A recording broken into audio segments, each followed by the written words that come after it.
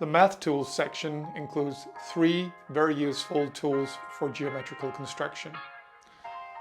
Choose between the ruler, triangle, or protractor.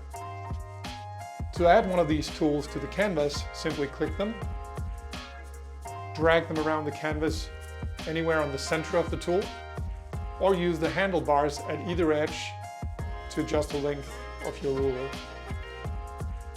You can also rotate using the rotate button.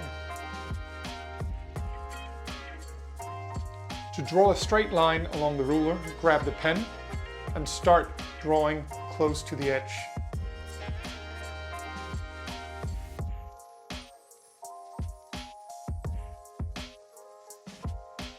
The combination of these math tools allow us to perform geometrical construction straight on the canvas, modeling what students would be doing on paper.